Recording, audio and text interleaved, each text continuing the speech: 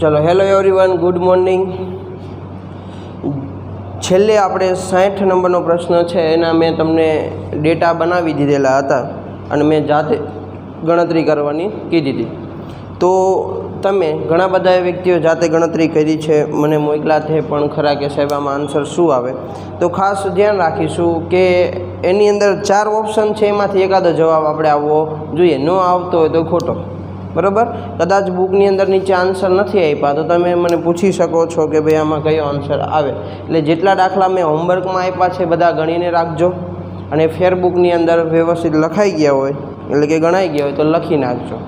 હવે આપણે આજે આ ચેપ્ટરનો છેલ્લો લેક્ચર કે જેના દાખલા છે એમાંથી આપણે છેલ્લા 5 MCQ જે બાકી છે એની આજે આપણે ચર્ચા કરવાની છે। એટલે આપણે જે તમને મેં 60 નંબરનો MCQ છે એ જાતે આપેલો, એના જવાબની વાત કરીએ તો અમુકને પ્રોબ્લેમ હતો, તો એમાં એ આન્સર છે તમારા 4 ઓપ્શનમાંથી એ આન્સર આવે છે। એટલે એ પ્રમાણે તમારે જોવાનું છે કે કદાચ આન્સર તમારે ઘાતની અંદર આગો પાછો હોય તો આપણા 4 ઓપ્શન પ્રમાણે ઘાતને ફેરવવી પડે। જરૂરી નથી કે આપણે જે ઘાત પ્રમાણે આન્સર આવ્યો છે એ 4 ઓપ્શનમાં હશે, એટલે આપણે ઓપ્શન પ્રમાણે છે એ આન્સર લાવવાનો રહેશે, બરાબર છે। ચાલો હવે પછીના 5 પ્રશ્ન છે એ ખૂબ જ સમજવા જેવા છે, બરાબર। થોડીક મેથડ છે એ લાંબી છે એટલે ખાસ સમજજો, કારણ કે એની અંદર તમને જે મૂલ્ય આપેલા છે એના જે એકમો છે એ એકમોને ધ્યાનમાં લઈ અને આગળની પ્રોસેસ શું કરવી એ આપણે નક્કી કરવાની છે। એટલે જોઈએ કે પહેલું કામ મેં તમને આ ચેપ્ટરના સૂત્ર સમજાવ્યા ત્યારે પણ કીધેલું કે હંમેશા ખાલી સૂત્ર આપણને આવડે છે એટલે આપણને દાખલા આવડે એવું જરૂરી નથી, કારણ કે આપણને આપેલી રકમમાંથી ડેટા બનાવતા આવડવું જોઈએ અને કયા ડેટાનો ઉપયોગ કઈ સૂત્રની અંદર કઈ જગ્યાએ કરવાનો થાય એ આપણને ખબર હોવી જોઈએ, કયા એકમ સાથે, બરાબર। એટલે ખાલી સૂત્ર તમે ગોખી નાખ્યા તો એનું મહત્ત્વ નથી, પણ રકમ ઉપરથી આપેલી કિંમત કેની છે એ ગોતતા આવડવું જોઈએ, એ પછી કોઈ પણ ચેપ્ટર હોય અને કોઈ પણ સૂત્ર હોય। ચાલો તો આપણે 61 નંબરનો પ્રશ્ન છે એના માટે ડેટા જે છે એ બનાવીએ અને પછી શું આગળ કરવું એ ડેટા ઉપરથી વિચારશું। ચાલો તો જો રકમ આવી છે કે એક ધાતુની આયનીકરણ શક્તિ, જો તમને ઉર્જા આપી છે પણ કેવી આપેલી છે, આયનીકરણ શક્તિ। તો જોઈએ કે ડેટાની અંદર આયનીકરણ શક્તિ મતલબ એક પ્રકારની ઉર્જા જેને ડેલ્ટા E0 કહીએ આપણે, બરાબર। અને આપણે ફોટો ઇલેક્ટ્રિક અસરની અંદર પણ આનો ઉપયોગ કરેલો છે કે આયનીકરણ એટલે કે ઇલેક્ટ્રોનને મુક્ત કરવું। આયન ક્યારે બને, જ્યારે એમાંથી તમે એક ઇલેક્ટ્રોન છે એ દૂર કરો અથવા એકાદો ઇલેક્ટ્રોન મેળવતો હોય તો એના અંદર આપણે જે એક ઇલેક્ટ્રોનને મુક્ત કરવા માટે આપવી પડતી ઓછામાં ઓછી ઉર્જા છે એને આપણે E0 અથવા મ્યુ આવૃત્તિ હોત તો મ્યુ0, તરંગ લંબાઈ હોત તો λ0, આવી રીતે આપણે આગળ દર્શાવેલું છે, તમને યાદ હોય તો આપણને ઉર્જા કીધી છે તો એને આપણે કેના વડે દર્શાવશું, ડેલ્ટા E0, બરાબર છે। જેનું મૂલ્ય આપણને આપી દીધું છે 416 કિલો જૂલ પ્રતિ મોલ, અને આ એકમ છે ને એ આપણા માટે ખૂબ જ ઇમ્પોર્ટન્ટ છે, કારણ કે એની ઉપરથી જ આપણે આગળ પહેલાં કયા સ્ટેપ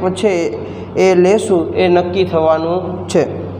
ચાલો પછી આગળ જોઈએ તો જો તે ધાતુની સપાટી પર 4 × 10⁻8 મીટર, એટલે જો આપણને તરંગ લંબાઈ લેમ્બડા આપી દીધી છે 4 × 10⁻8 મીટર, રેડી।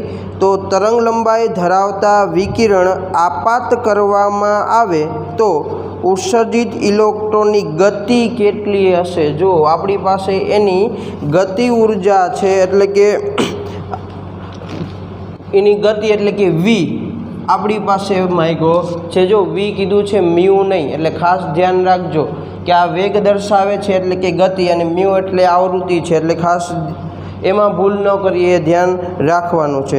ચાલો નીચે આપણને ઇલેક્ટ્રોનનું દળ આપેલું છે એટલે એમની કિંમત આપી દીધેલી છે જે છે 9.109 × 10⁻31 કિલોગ્રામ, બરાબર. તો આવી કંઈક દાખલાની રકમ આપણને આપેલી છે. તો જો આ તો આયનીકરણ શક્તિ આપેલી છે, તમારી પાસે ઉર્જા E નથી, એટલે આપણે પહેલાં ઉર્જા E મળે, બરાબર. તો લેમડા આપેલા છે, તો હવે તમારે V મેળવવું છે. તો એવું કયું સૂત્ર છે કે જેની અંદરથી તમે એમની કિંમત છે, લેમડાની કિંમત છે, બરાબર છે, અને ડેલ્ટા E0 આપેલું છે, તો એનો ઉપયોગ કરી શકો છો. તો જો ફોટો ઇલેક્ટ્રિક અસર આપણે સમજ્યા ત્યારે એક સૂત્ર હતું ગતિ ઉર્જા બરાબર કે બરાબર શું લખેલું, તો કે E - E0, અને ગતિ ઉર્જા મળી જાય તો ગતિ ઉર્જાનું સૂત્ર છે શું, 1/2 mv². તો તમારી પાસે જો એમ પણ છે, ગતિ ઉર્જા તમે મેળવશો, બરાબર. તો જો પહેલો પોઈન્ટ એટલે કે પહેલું સ્ટેપ આપણા માટે રહેશે આ એકમ છે એને ધ્યાનમાં રાખવું. તરંગ લંબાઈ ઉપરથી આપણને Eની કિંમત તો મળવાની છે કે E બરાબર hc/λ, એટલે મને ખાલી E છે એ મળી જાય. પરંતુ અહીંયા જે આપેલું છે એ પ્રતિ મોલે છે, એટલે મારે એને પ્રતિ મોલમાંથી કેમાં ફેરવવા પડે, ખાલી જૂલની અંદર. તો જો પહેલી વસ્તુ તો કે પહેલાં તો મને અહીંયા કિલો જૂલ આપેલા છે, તો કિલો દૂર કરવા છે એટલે 416 ગુણ્યા 10ની શું લખાય 3 ઘાત. અહીંયા વધ્યું શું આપણી પાસે, જૂલ પ્રતિ મોલ. ચાલો, તો મને ડેલ્ટા Eની કિંમત આવી મળેલી છે. તો હવે મારે એને પ્રતિ મોલ દૂર કરવા છે, તો શું કરશું, તો મેં આપણે આગળ ભણ્યા છે જ કે સોડિયમવાળો દાખલો પણ આપણે ભણી ગયા છે, જે 4 માર્કની અંદર આપણે પૂછાયેલો 1 કે 2 વખત, બરાબર. તો મારે મોલ દૂર કરવા છે, તો એવા સંખ્યા અથવા એવા કિંમત વડે ભાગવું પડે જેમાં 1/મોલ આવે, એટલે કે કેની અંદર એકમમાં 1/મોલ આવે, તો કે એવોગ્રેડો આંકની અંદર, બરાબર. તો હું આને એવોગ્રેડો આંક વડે ભાગું એટલે જો અહીંયાથી આપણે દાખલાની શરૂઆત કરીએ તો આયનીકરણ શક્તિ ડેલ્ટા E0 બરાબર આપેલું શું છે 416 ગુણ્યા 10ની 3 ઘાત, બરાબર આપણને આટલી આપેલી છે, ગુણ્યા 10ની 3 તો આપેલી જ છે. અહીંયા જૂલ પ્રતિ મોલ આપણને આપેલું છે, ભાગ્યા શું કરવું પડશે, તો કે 6.022 ગુણ્યા 10ની 23 ઘાત, અહીંયા 1/મોલ થાય. તો જો અહીંયા પણ જે છે એ કેવા છે, પ્રતિ મોલ, પ્રતિ મોલ એટલે 1/. તો જો બે 1/મોલ 1/મોલ શું થયા, કેન્સલ, એટલે બંને એકમો કેમાં આવ્યા, જૂલમાં. અને આ ફેરવવાનું રીઝન શું છે, હંમેશા બાદબાકી છે ને સમાન એકમો હોય એની થાય, એટલે તમને અહીંયા લેમડા ઉપરથી ઉર્જા E મળે છે, બરાબર છે. એ ઉર્જા E કેમાં હશે, ખાલી જૂલની અંદર, અને આપણને જે અહીંયા ઉર્જા આપેલી છે એ જૂલ પ્રતિ મોલની અંદર છે, એટલે ખાસ આપણે એ જોઈએ. તો ચાલો આ બંનેનો આપણે ભાગાકારને એવું કરીએ તો આપણને ભાગાકાર કેટલો મળશે, તો કે 6.908 ગુણ્યા 10ની 23 છે એ ઉપર જાય તો કેવી થાય, -23, અને 23માંથી 3 જાય એટલે કેટલા વધશે, તો કે 10ની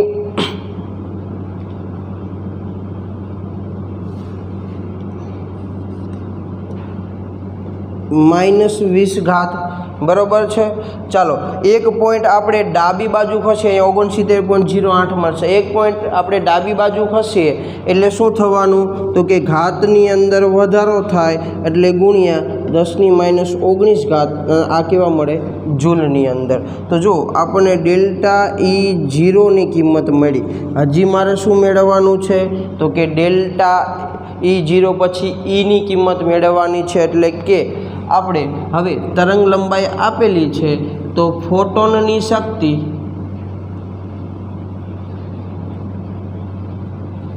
E બરાબર સૂત્ર શું છે, તો કે hc/λ. ચાલો આપણી પાસે hની કિંમત પણ છે, cની કિંમત પણ છે, લેમડા પણ છે, એટલે કે 6.626 ગુણ્યા 10ની -34 ઘાત ગુણ્યા C બરાબર કેટલા થાય, તો કે 3 ગુણ્યા 10ની 8 ઘાત છેદમાં લેમડા આપણને આપેલો છે કેટલો, તો કે 4 ગુણ્યા 10ની -8 ઘાત, આપણને આટલો લેમડા છે એ આપેલો છે. ચાલો આનું સાદરૂપ આપીએ તો આપણને કેટલું મળે છે, તો કે 4.908 9695 એનું સાદુરૂપ આપીએ એટલે 4.9695 ગુણ્યા 10 જોવા જઈએ તો આપણને 18 ઘાત જૂલ જેટલું મળે છે। એટલે 18 ઘાત જૂલ આટલી ઉર્જા ઈ મળી। જો તો હવે જો મારી પાસે બંને વસ્તુ આવી ગઈ, કઈ તો કે ડેલ્ટા E0 આવી ગયા, એટલે કે E0 આવી ગયા, ડેલ્ટા લખો તોય ભલે, ના લખો તોય ભલે ચાલશે, બરાબર, અને ત્યાં ઈ પણ આવી ગયા। તો હવે જો આપણે શું મેળવવું છે કે ફોટોનની શક્તિ છે, એટલે કે ઉત્સર્જિત ફોટોનની શક્તિ છે એ મેળવવી છે। તો આવું લખી શકાય કે ઉત્સર્જિત ફોટોનની શક્તિ જેને આપણે કે વડે દર્શાવશું અને એનું મૂલ્ય શું થાય તો કે E-E0। ચાલો આ બંનેના કિંમત આપણી પાસે છે જ, E-E0ની કિંમત। તો જો આપણને કે બરાબર શું મળશે, E એટલે કેટલા તો કે 4.9695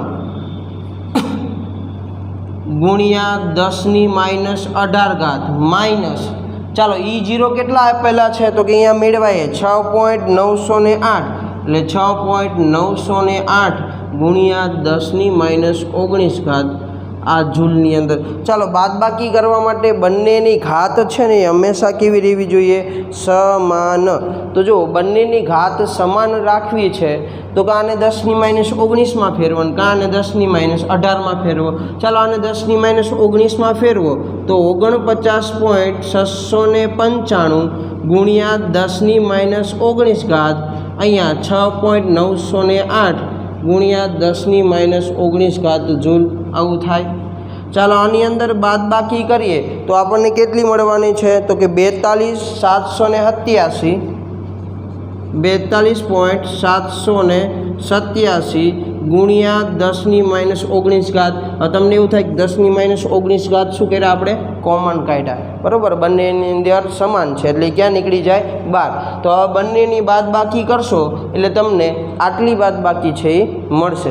ચાલો એક પોઈન્ટ છે એ ડાબી બાજુ ખસે એટલે 4.278 ગુણ્યા ડાબી બાજુ ખસો એટલે ઘાતમાં શું થાય વધારો, એટલે 10 - 18 થી -19 કરતાં કેવા કહેવાય મોટા। જો આપણને કે ગતિ ઉર્જા કેની કિંમત મળી, આપણે તો મેળવવાનું શું છે v છે એની કિંમત મેળવવાની છે। તો આપણે ગતિ ઉર્જાનું સૂત્ર ભણી ગયા છીએ, કે બરાબર 1/2 mv²। ચાલો v² છે એને કરતાં બનાવો તો v² બરાબર શું લખાય 2k/m। ચાલો બધાની કિંમત છે એ મૂકીએ તો 2 ગુણ્યા કેની કિંમત કેટલી 4.278 ગુણ્યા 10 - 18 ઘાત છેદમાં m બરાબર કેટલા તો 9.109 ગુણ્યા 10 - 31 ઘાત છે એ આપણને મળે।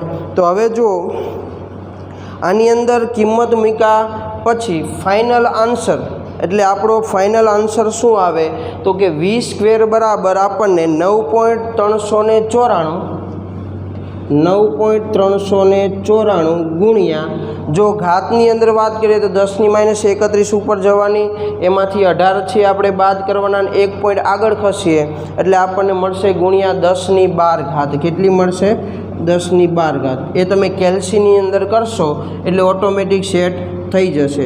જો આ મને હજી ફાઇનલ જવાબ મળેલો નથી, મને મળ્યું છે શું v² છે એની કિંમત મળી છે, બરાબર। તો મારે v માટે મેળવવું હોય તો v બરાબર √ શું લખાય તો કે 9.39 ગુણ્યા 10 ઘાત। યાદ રાખવાનું કે વર્ગમૂળની અંદર ઘાત હોય ને તો એ ઘાત 2kની અંદર હોવી જોઈએ, કારણ કે જ્યારે તમે વર્ગમૂળ કાઢશો એટલે એની ઘાત છે એ કેવી થઈ જાય અડધી, બરાબર છે। તો તમને મળશે આન્સર કેવો 3.065, આનું વર્ગમૂળ કાઢશો એટલે આપણને 3.065 ગુણ્યા 10 ઘાત, કારણ કે જો વર્ગમૂળ છે એ 10 ઘાતનું વર્ગમૂળ કાઢશો એટલે એના અડધા એટલે કેટલા થશે 6 તો ફાઇનલ આન્સર આપણને શું મળ્યો તો કે 3.065 ગુણ્યા 10⁶ રેડી। તો આ દાખલો 61 નંબરનો એની અંદર આપણો આન્સર કયો રહેશે તો કે 3.065 10⁶ મીટર પ્રતિ સેકન્ડ છે એ આપણો આન્સર રહેશે। એટલે 4 ઓપ્શનમાંથી બી ઓપ્શન છે એ આપણો આન્સર રહેશે।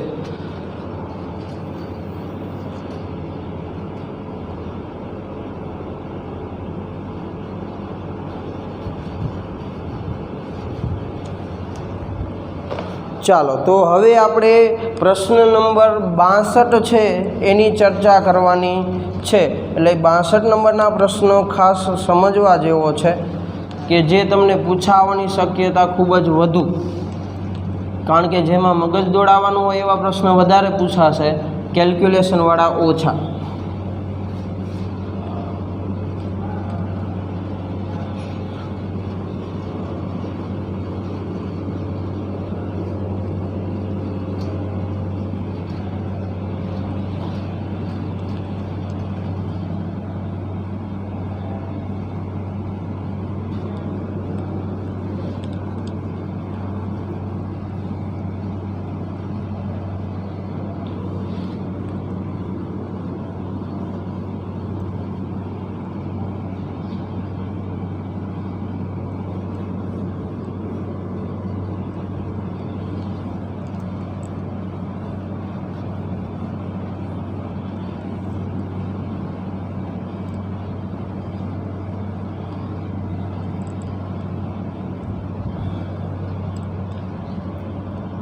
ચાલો અહીંયા આપી દઈએ બોર્ડ નંબર 2।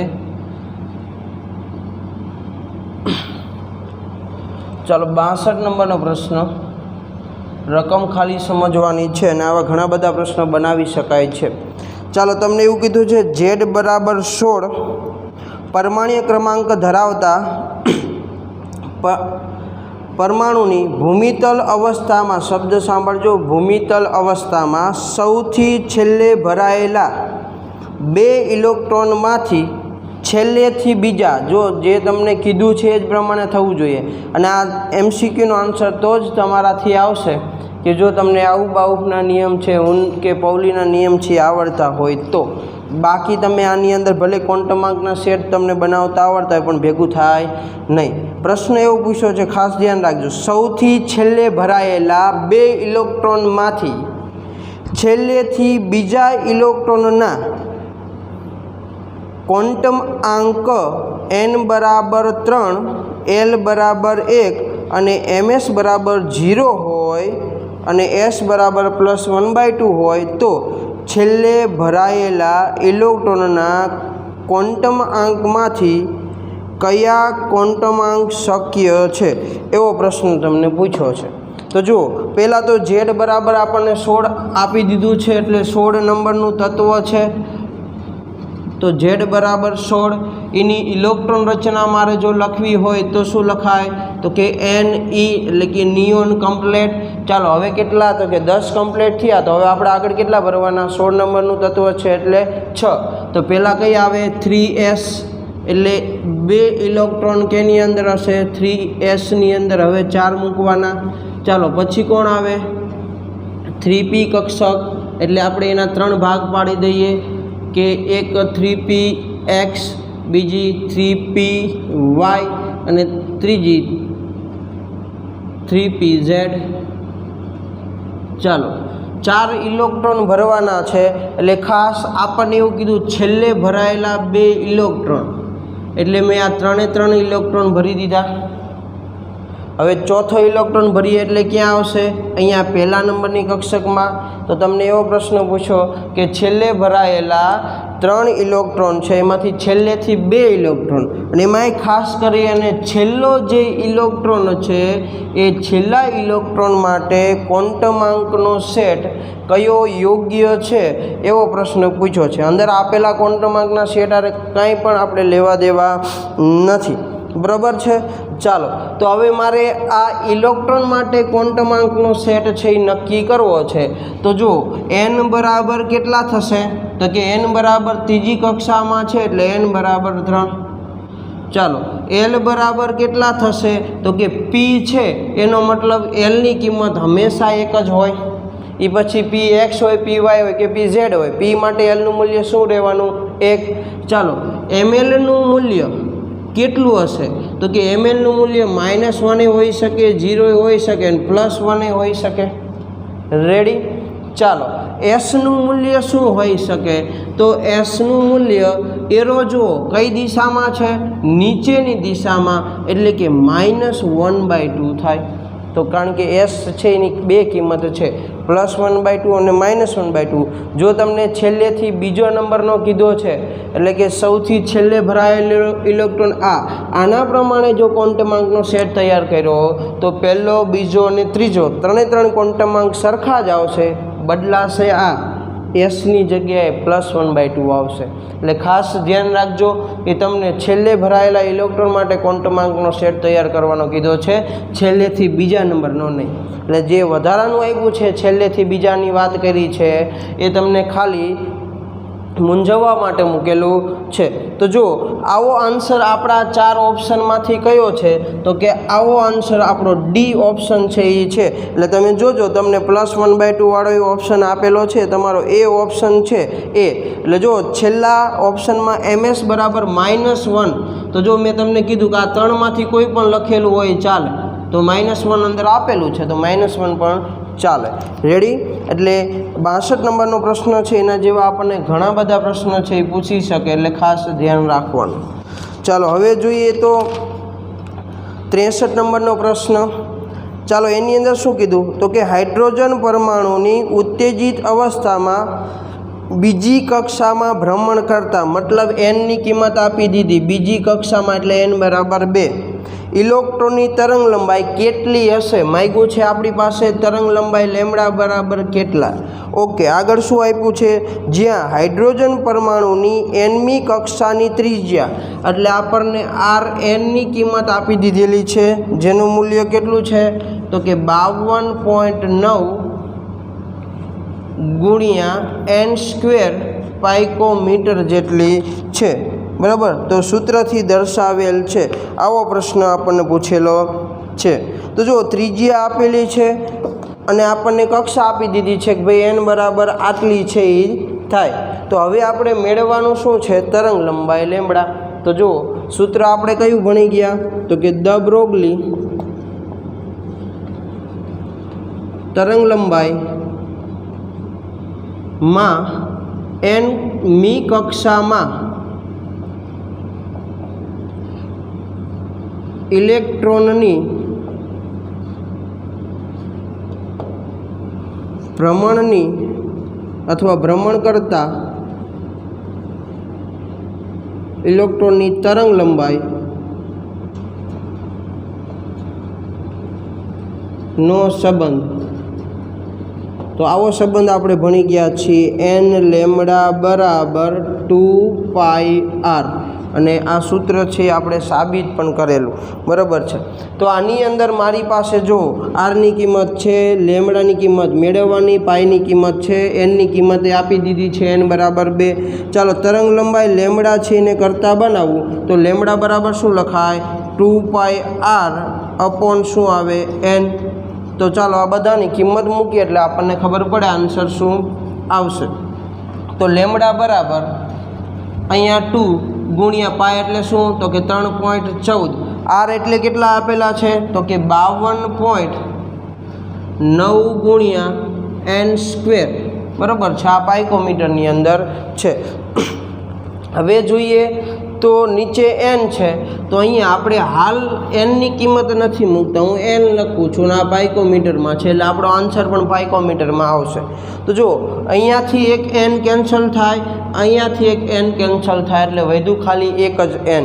તો હવે જો કિંમત મૂકીએ, લેમ્બડા બરાબર 2 ગુણ્યા 3.14 ગુણ્યા 52.9 ગુણ્યા n એટલે કેટલા છે? 2. તો ચાલો આટલાનો આપણે ગુણાકાર છે એ કરીએ તો આપણને કેટલો મળે છે એ જોઈએ. તો જો 664 પોઈન્ટ જોવા જઈએ તો 424 પાઇકોમીટર મળે. આ આપણને લેમડા બરાબર મળ્યું. ચાલો આપણો આન્સર કેમાં આપેલો છે? મીટરની અંદર. તો આપણે એને પાઇકોમીટરમાંથી મીટરમાં ફેરવવા હોય તો 1 પાઇકોમીટર બરાબર કેટલા મીટર લખી શકાય? તો કે 10⁻12 તો 664.424 ગુણ્યા 10⁻12 મીટર લખાય. ચાલો 1 ને 2 પોઈન્ટ આપણે કઈ બાજુ ખસીએ? તો કે ડાબી બાજુ, એટલે 6.6442 ગુણ્યા 10⁻, શું થાય? 10 મીટર, બરાબર. તો આ લેમડા 10⁻10 મીટર એટલે એંગસ્ટ્રોમ પણ લખાય. પણ આપણને આન્સર છે એ કેમાં આપેલો છે એ જોવાનું છે. તો જો બધા આન્સર છે ને આપણને મીટરમાં આપેલા છે, એટલે હાલ લેમડાની કિંમત છે એ એંગસ્ટ્રોમમાં ફેરવવાની જરૂર નથી, બરાબર છે. તો હવે આપણે જે 64 નંબરનો પ્રશ્ન છે એ આપણે બોર્ડ નંબર 3ની અંદર આપણે જોઈએ, બરાબર છે. તો એ પણ ઉપરનો જે પ્રશ્ન છે એ જ પ્રમાણે આપણે આ જ સૂત્ર છે એનો ઉપયોગ કરવાનો છે અને ગણવાનો છે, બરાબર.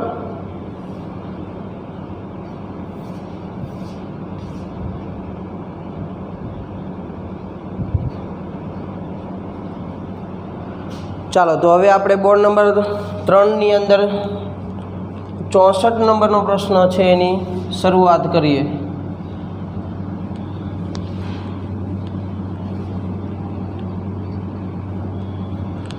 પછી આપણે એક જ પ્રશ્ન બાકી રહે છે.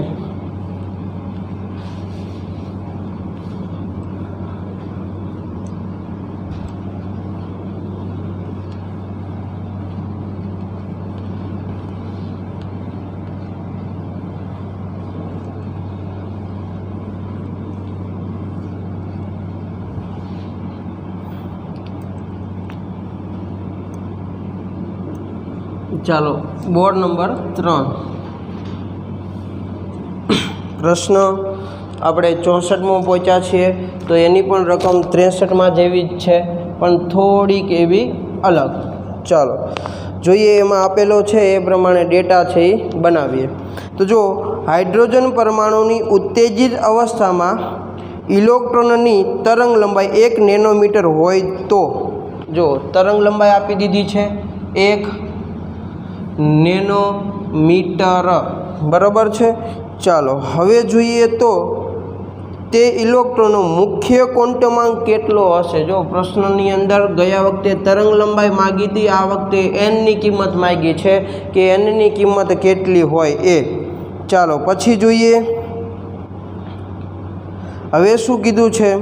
તો કે જ્યાં હાઇડ્રોજન પરમાણુની એન મી કક્ષાની ત્રિજ્યા Rn બરાબર, એટલે અહીંયા Rnની કિંમત આપી દીધી છે 52.9 ગુણ્યા n² પાઇકોમીટર. તો તમારી પાસે બે ઓપ્શન છે. પહેલો ઓપ્શન છે કે નેનોમીટરને પાઇકોમીટરમાં ફેરવો અને કાં પાઇકોમીટરને નેનોમીટરમાં ફેરવો, બરાબર છે. કારણ કે એકમ સરખા રહેશે તો એનની કિંમત છે એ આપણને મળશે. તો જો આપણે પાઇકોમીટર છે એની અંદર આપણે નેનોમીટર છે એને ફેરવીએ તો જો 1 નેનોમીટર બરાબર શું લખી શકાય? 1000 પાઇકોમીટર છે એ લખી શકાય. એટલે કેવી રીતે આવ્યું એ તમને ખબર પડે તો એના માટેની વાત કરીએ તો જો 1 નેનોમીટર એટલે શું તમને ખબર છે કે 10⁻9 મીટર આવું લખી શકાય. ચાલો પાઇકોમીટર એટલે કેટલા? તો કે 10⁻12. તો મારે જો 10⁻9માંથી 10⁻12 લાવવા છે તો મારે કેટલા વડે ભાગવા પડશે? તો કે 1000 વડે. એને ઉપર જશે એટલે કેવા થવાના? +1000 10⁻3 વડે. એટલે જો કન્વર્ટ કરવા માટે તમારે 1000 પાઇકોમીટર છે એ તમે લખી શકો, બરાબર છે. એટલે ચાલો આપણે લેમડાને કન્વર્ટ કરી દીધા. તો હવે આપણે એનની કિંમત છે એ મેળવવાની છે. તો સૂત્ર જે હમણે ભણ્યા એ જ પ્રમાણે સૂત્ર મૂકીએ. તો સૂત્ર શું છે? તો કે n લેમડા બરાબર 2πr. આ સૂત્ર આપણે મેળવવાનું શું છે હાલ? તો કે n છે એની કિંમત મેળવવાની છે. તો હવે આની અંદર nને કરતા બનાવીએ તો શું લખાય? 2πr અપોન લેમડા આવું લખી શકાય. ચાલો કિંમત મૂકીએ તો જો n બરાબર 2 ગુણ્યા 3.14 ગુણ્યા આરની કિંમત કેટલી છે આપણી પાસે? તો કે જો 52.9 ગુણ્યા n સ્ક્વેર, પણ આ કેમાં? પાઇકોમીટરમાં, છેદમાં તરંગ લંબાઈ લેમડા બરાબર કેટલા આપણને મળ્યા? તો કે 1000 પાઇકોમીટર. રેડી? આપણને આવી કિંમત છે એ મળી છે. તો હવે જો આની અંદર તમે જોવા જાઓ તો હવે અહીંયાથી પાઇકોમીટર દૂર થાય, અહીંયાથી પાઇકોમીટર, કારણ કે n છે ને એની એકમ ના હોય, એ કક્ષા છે, બરાબર? કે ભાઈ આટલા મીટરની કક્ષા એવું હોય નહીં, એટલે એકમ આમાં આવશે નહીં. પણ અહીંયાથી n દૂર થાય, એવી જ રીતે અહીંયાથી પણ એક n દૂર થાય ને, એટલે જો અહીંયાથી આપણે n છે એ કેન્સલ કર્યા, એટલે 2 n છે એ કેન્સલ થઈ, એક અહીંયાથી n ને એક ત્યાંથી n. હવે મારે પાછું કોને કરતા બનાવવાનો? n છે એને કરતા બનાવવાનો. તો n ને કરતા બનાવવા જાઉં તો જો આ બધા અંશમાં છે, ક્યાં વ્યા જાય? છેદમાં. જો અહીંથી કંઈ દૂર થયું એટલે 0 નથી થઈ ગયા, ખાસ ધ્યાન રાખજો. અહીંયાથી દૂર થાય એટલે એક હજી વધે, એકડો છે એ અહીંયા વધવાનો છે. તો જો છેદમાંથી અંશમાં જાય, મતલબ n બરાબર શું લખી શકો? તો કે લેમડા છે એની કિંમત ઉપર જાય, છેદમાં શું આવશે? 2 ગુણ્યા 3.14 ગુણ્યા શું આવશે? તો કે 52.9. બરાબર છે? આટલી કિંમત આપણને n છે એના માટે મળે. ચાલો આ બધાનું તમે સાદરૂપ આપશો તો n બરાબર આપણને કેટલા મળવાના છે? 3 મળવાના છે. જે તમારી પાસે કેલ્સી હોય તો તમે ગણતરી જાતે કરજો, તમને n બરાબર કેટલા મળશે? 3. એટલા માટે આપણો આન્સર કયો રહેવાનો છે? તો કે આપણો આન્સર બી છે એ રહેવાનો છે. બરાબર? તો હવે આ આપણા ચેપ્ટરનો સૌથી છેલ્લો દાખલો, અને જેના માટે આપણે આખા બોર્ડની જરૂર પડશે, બરાબર? એટલે આપણે એ બોર્ડ નંબર 4ની અંદર જ આપણે ગણશું. એ સૌથી વધારે સમજવા જેવો દાખલો છે. ચાલો તો હવે ચેપ્ટરનો છેલ્લો દાખલો બોર્ડ નંબર 4ની અંદર જોઈએ.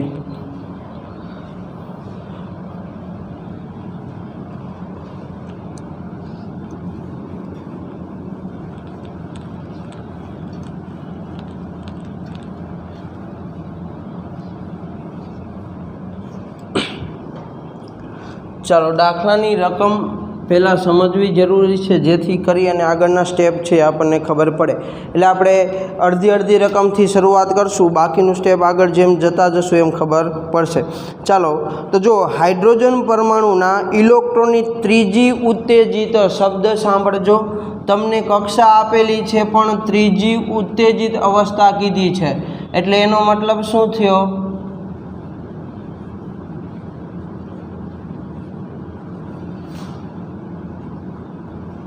અવસ્થા. તો એનો મતલબ ni બરાબર તમને 4 આપેલું છે, જો 3 નહીં. જો 3 લઈને શરૂઆત કરી તો પૂરું, દાખલાનો આન્સર આવશે નહીં. એટલે ખાસ અહીંયા શબ્દ વાપર્યો છે આપણે ત્રીજી, એટલું સાંભળીને કક્ષા નામ સાંભળીને n બરાબર 3 મૂકી દેશું, એવું કરવાનું નથી. આપણને શું કીધું છે? ત્રીજી ઉત્તેજિત અવસ્થા, એટલે એનો મતલબ થયો n બરાબર 4 છે, પણ શરૂઆતની વાત કરીએ તો ni બરાબર આપણે 4 લેશું. બરાબર છે? અવસ્થામાંથી નીચા ઉર્જા સ્તરમાં સંક્રમણ થાય ત્યારે 486.3 નેનોમીટર તરંગ લંબાઈ ધરાવતા, એટલે જો લેમડા બરાબર આપણને આપી દીધું છે 486.3 નેનોમીટર. ચાલો આને મીટરમાં ફેરવવા હોય તો 486.3 ગુણ્યા 10⁻⁹ મીટર.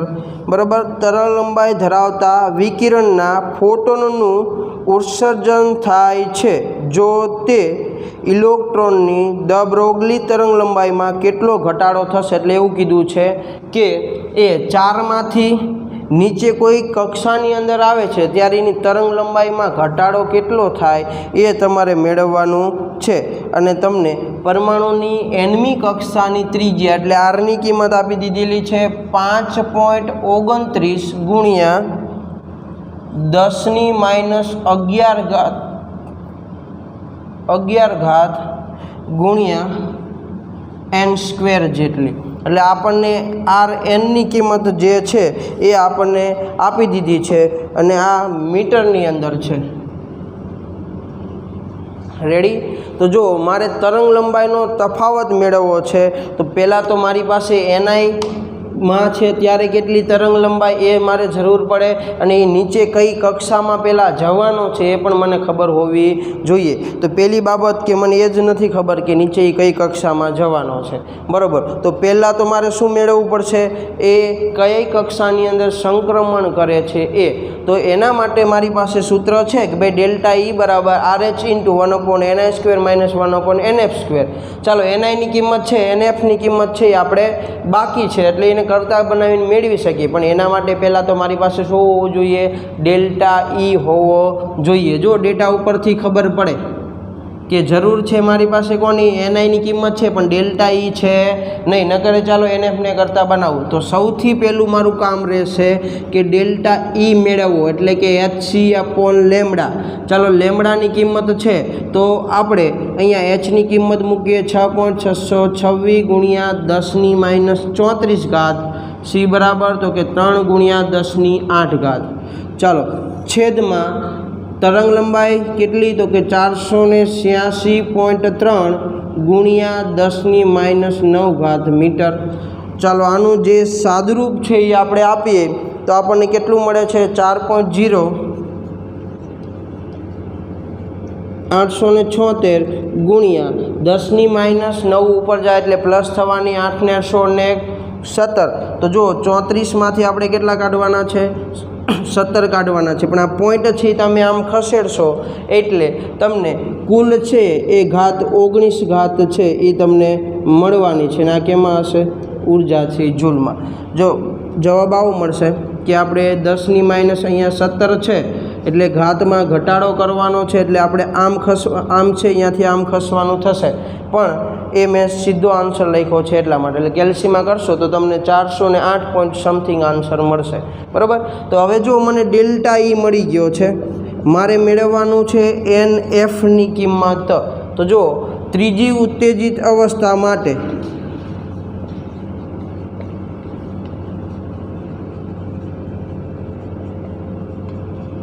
સંક્રમણ શું લખાય?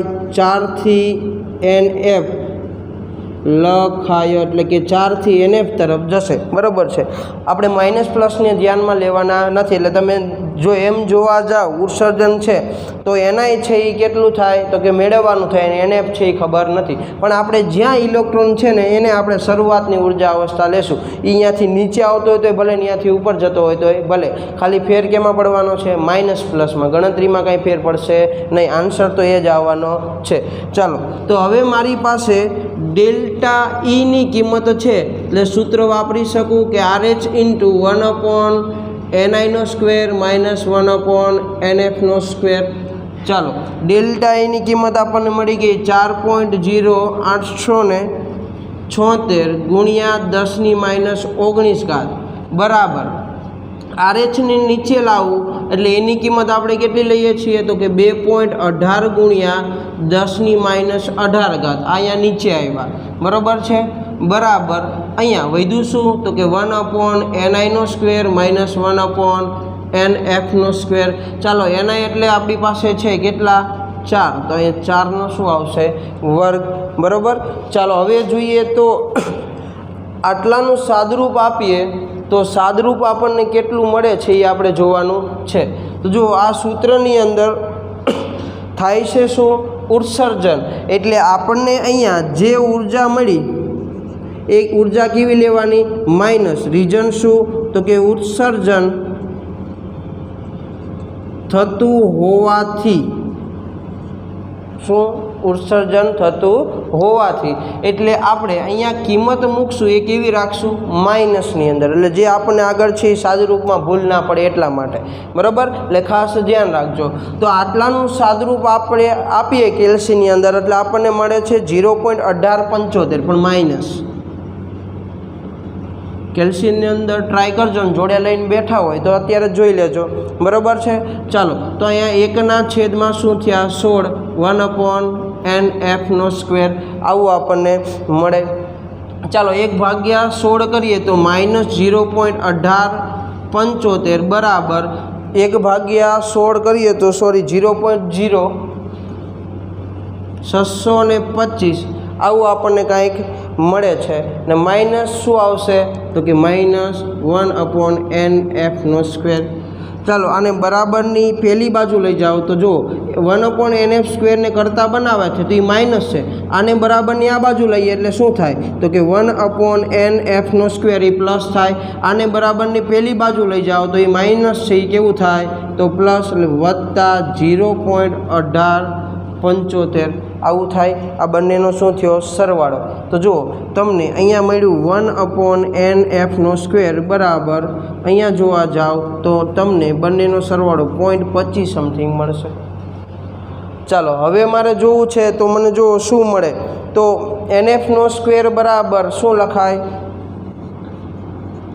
1/0.25 આવું લખાય। તો nf બરાબર મને શું મળે તો કે nf² બરાબર મને શું મળે 4 બરાબર છે। અને હવે જોઈએ તો કે nf બરાબર મને શું મળે 2, એનો મતલબ સંક્રમણ છે ને એ આપણને શું મળ્યું તો કે ઉત્તેજિત અવસ્થામાં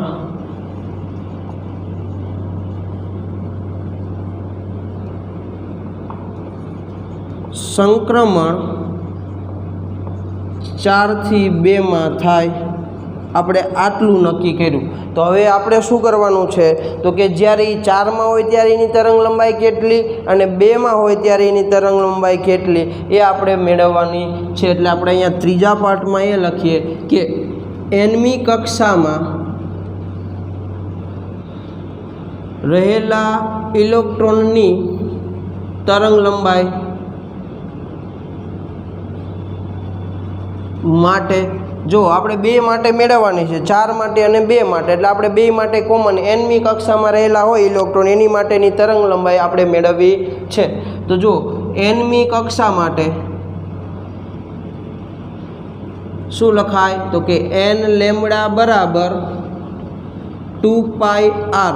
ચાલો જો આપણી પાસે આરની કિંમત છે જે આપણને એ લોકોએ પહેલેથી જ આપી દીધેલી છે, તો હું તરંગ લંબાઈ મેળવવાનું છે એટલે લેમડાને કરતા બનાવવા પડશે, એટલે શું થાય તો કે 2πr/n। ચાલો કિંમત મૂકીએ તો જો 2 × 3.14 ગુણ્યા આરની કિંમત કેટલી છે 5.29, ચાલો નીચે જ લખીએ અહીંયા 2 × 3.14 ગુણ્યા 5.29 ગુણ્યા 10⁻11 ગુણ્યા n² છેદમાં શું આવશે n। તો જો અહીંયાથી શું દૂર થયા n, અહીંયાથી શું દૂર થયા n। તો મને જો તરંગ લંબાઈ લેમડા બરાબર શું મળે 2 × 3.14 ગુણ્યા 5.29 ગુણ્યા 10⁻11 ગુણ્યા n, અને આપણા માટે ગુણ્યા n છે એ મહત્ત્વનો છે। તો હવે જો તમારે શું કરવાનું છે તો બંને માટે વારાફરતી તરંગ લંબાઈઓ છે મેળવીને તફાવત મેળવવાનો છે કે ભાઈ બંનેના તરંગ લંબાઈમાં કેટલો તફાવત થયો। તો જો એક વખત અહીંયા 4 મૂકું, એક વખત અહીંયા 2 મૂકું, પણ એ બંનેની અંદર આ 2 બાબતો કેવી હોય કોમન હોય થાય ને।